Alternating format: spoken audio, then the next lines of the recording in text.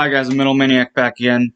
In this video, I'm going to be doing a review on the documentary Death by Metal, a documentary on my favorite death metal band of all time, of course, Death.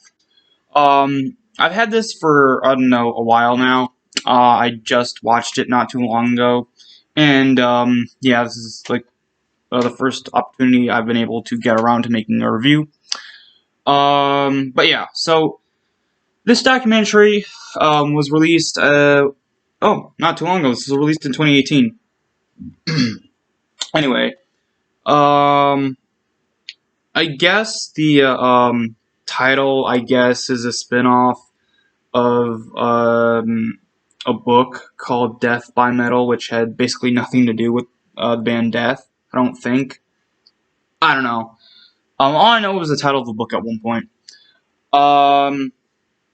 But yeah, so I haven't seen many people do a review on this.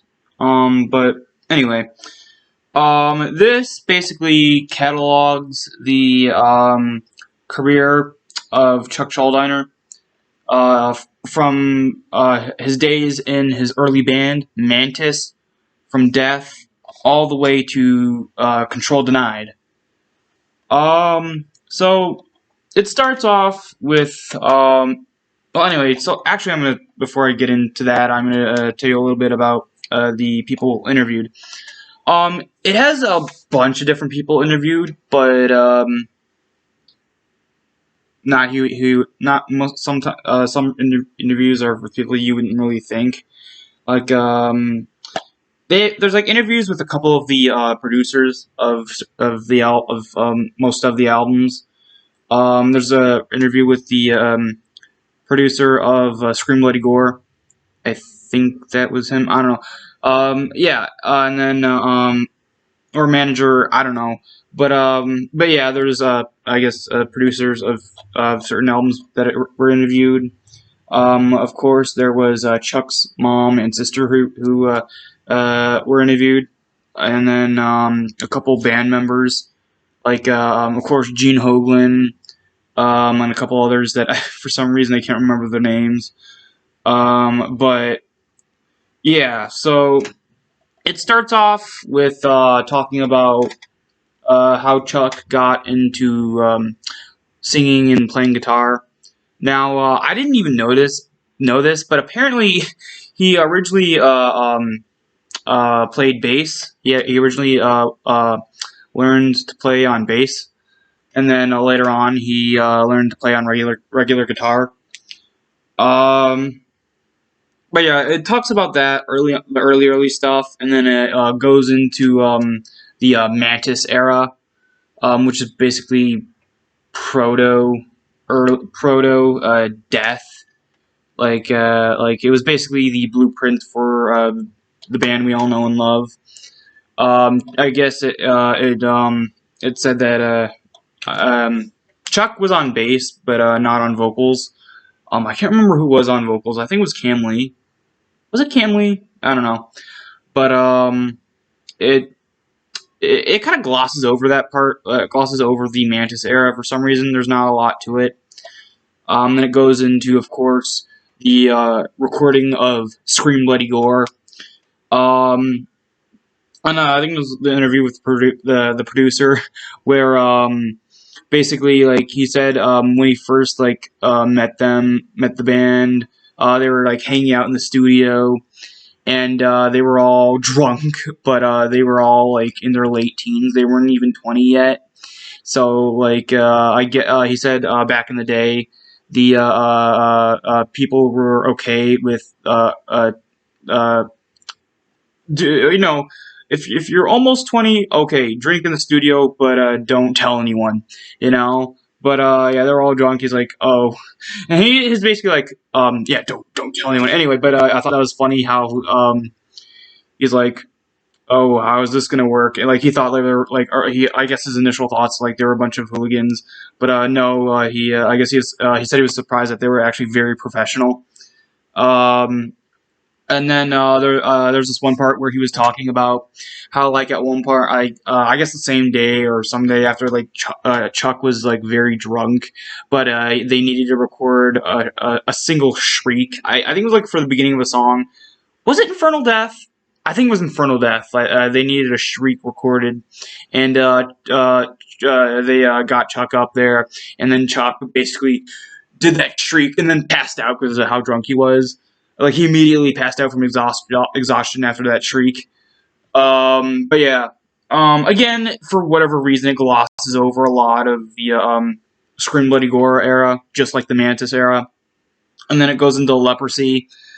Um, this one was pretty interesting because there were a few, like I think like one or two band members that were interviewed. But yeah, so in the leprosy era, they basically like I don't know, for some reason. Okay, here's like my main issue with the beginning of the documentary is that they gloss over a lot of the early stuff. Like they gloss over, like they skim over the Mantis era, the Scream Bloody Gore era, and the leprosy era, and even um spiritual healing era. Like they do talk about it, but not as much as they talk about the human and individual thought patterns eras. But yeah. I mean, even though those are fan favorites, this doesn't give them any reason to basically skim over the rest. But yeah, I don't have much to say about like the Mantis era. Them talking about the Mantis era and the other early stuff because again, they skim over it. Like they do talk about it, but not for that long and not like super in depth. Like they talk about the recording processes for the stuff a little bit, but not much else. Um. But yeah, it kind of glosses, like not glosses over, but skims over that early stuff, and then it goes like into human. This is where they really start to go in depth with the stuff like this like also throughout the documentary they have like here and there they have like either video like interviews with featuring Chuck or like audio recordings. So I thought that was pretty cool. Um, but yeah. And they talk about one thing that I almost forgot to mention about the early era, especially with the Scream Bloody Gore era. A couple of them, like, I can't remember who it was exactly, but I think one of them, someone who was interviewed, talked about how when Chuck sang, especially in the early stuff, when he had the really guttural death metal vocals paired with the really shrieky stuff, um, they said how like he would play his guitar but he would stand very still. He would stand almost still as a statue, and then just belt out those guttural and shrieky vocals. Like he wouldn't move, like he could barely move other than his hands playing his guitar. But he would just almost the rest of his body would stand still as a statue, and then like he would just play his guitar and then belt out those lyrics. But yeah, I thought this was very interesting. Almost forgot to mention that. Um, But yeah. Anyway, the human era. So the era of this album they talk about really in depth. I'm not gonna talk about every little thing because again, this is like I know an hour or two long. But I don't think it even says how long it is on the cover. But yeah, it's definitely like an hour or two long. But the human era is the one that I'd say that both human and individual thought patterns are the two eras they talk about the most. Um, it's really interesting because this is where they started to get really big. Um, and of course, these are fan favorites. Um,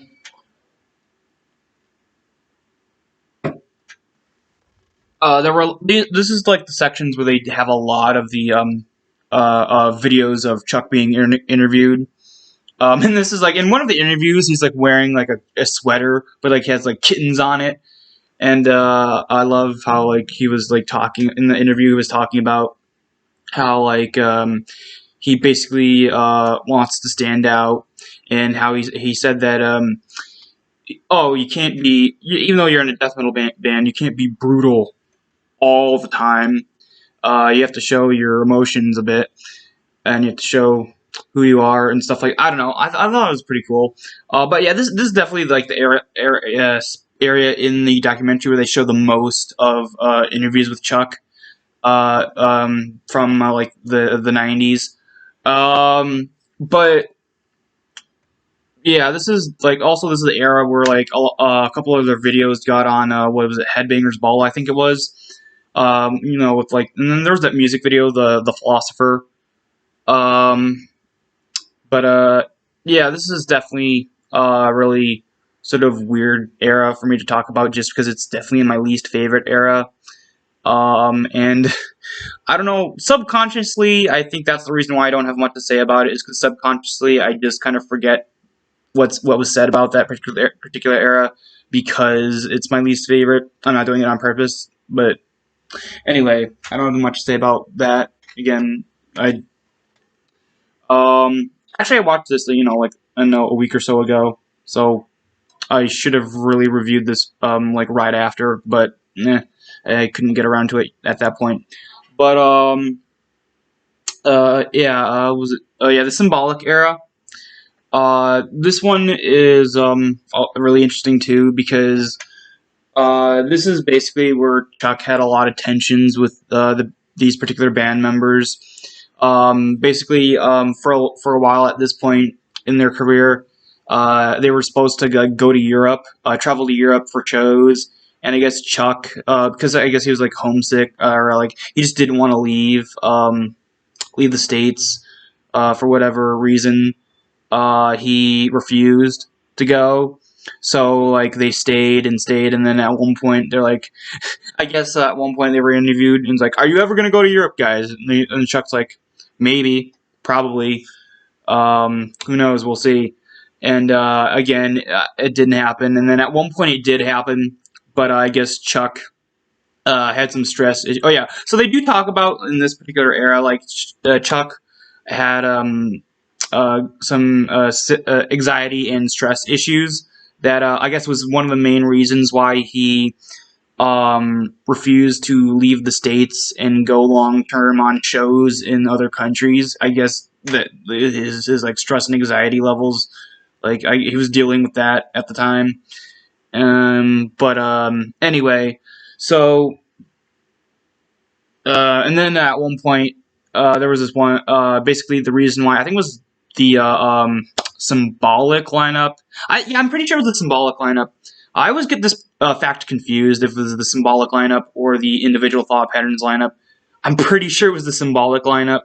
But the reason, like, they talk about the reason why the symbolic lineup was discontinued or basically like disbanded was because at one point when they were gonna play a show, Chuck didn't come out of the van.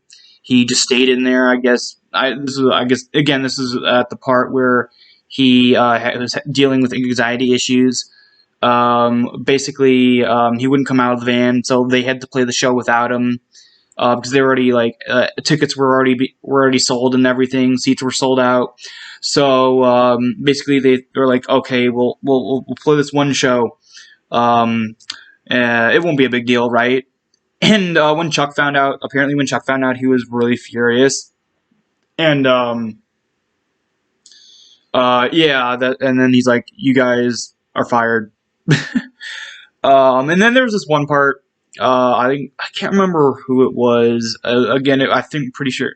Yeah, this was definitely the symbolic lineup. I don't know. I always get the lineup.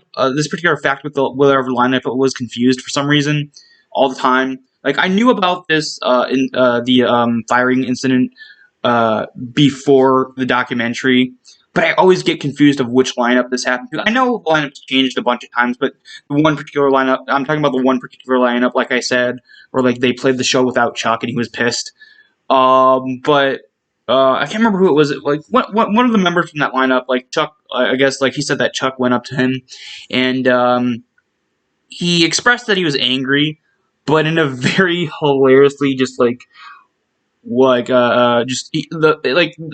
phrase he told him, I guess, was like very like nothing he's ever heard before, nothing I've ever heard before too. It was a very like really weird phrase of like how he was like really angry at him.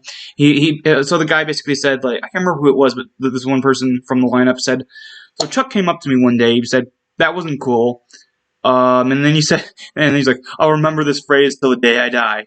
Chuck said, "You're conjuring a dick," and he's just like, yeah, I've never heard that phrase before, and yeah, I always thought that was pretty funny.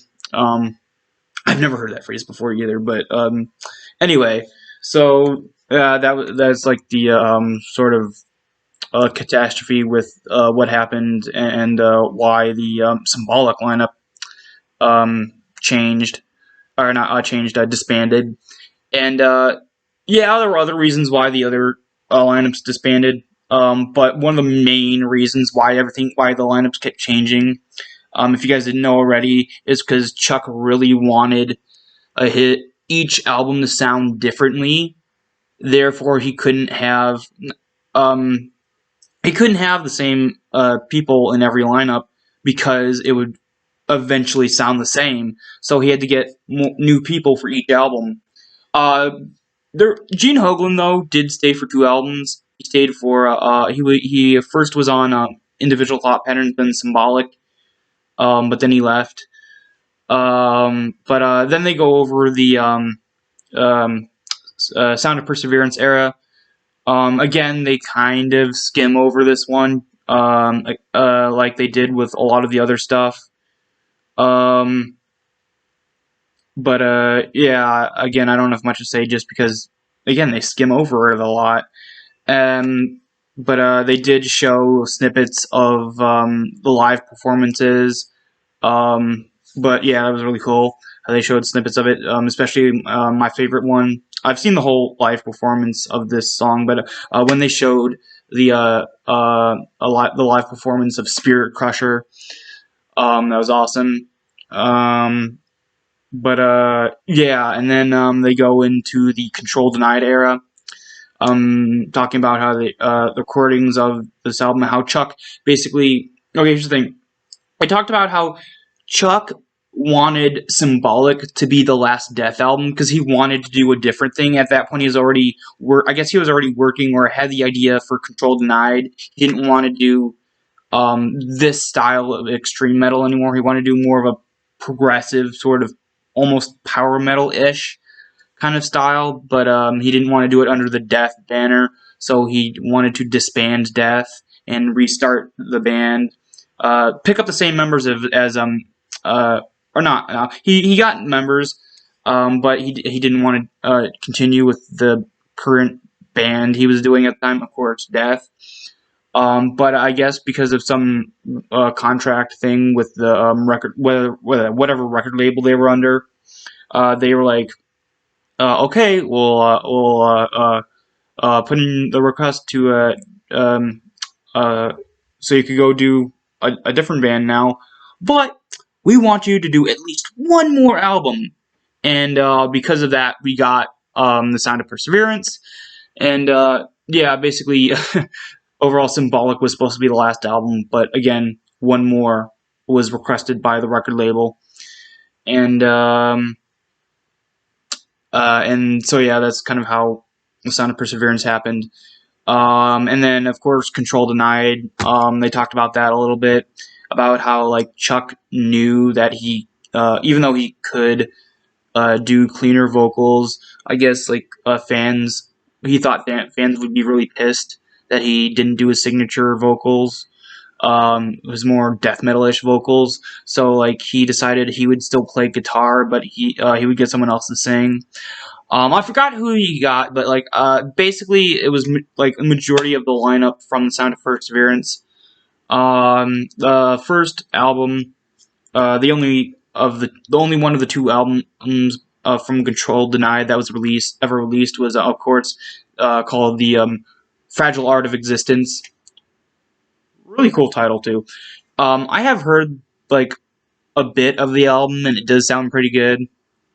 I don't know if it's super hard to find or anything, but I might get it at some point. But I don't know, from what I've heard from YouTube, it sounds pretty good. But yeah, they talk about that, and then they talk about how like throughout like the Sound of Perseverance era, and then this era, how like Chuck found out he had cancer, and of all the misfortunes, he found out that he had cancer. The day he found out he had cancer was his birthday. Yeah, one of the worst birthdays, one of the worst things that could happen on your birthday. Anyway, so they talk about that. They talk about how he kind of declined in health and like his eventual passing. But yeah, so overall, the album, the documentary, it's good. It's made really well. But I do think it has its issues. Mainly the fact that they mostly focus on the album's human and individual thought patterns, and just sort of mostly skim over the rest of the albums and stuff. I guess again, like they knew that everyone wanted to hear about those two albums, but like I said, like I don't know. I just feel like they could have talked a little bit more about the other stuff. Not just mainly focused on individual thought patterns and human. But yeah, this album's good. I mean, not album. I said album. I meant documentary. This documentary is really good. But yeah, overall, I'm gonna give it. I've never really reviewed a documentary before, but I'm gonna give it an 8 out of 10. Like I said, it does have some faults, but not too bad of faults. Um, but yeah, hope you guys enjoyed, and I'll see you in the next video.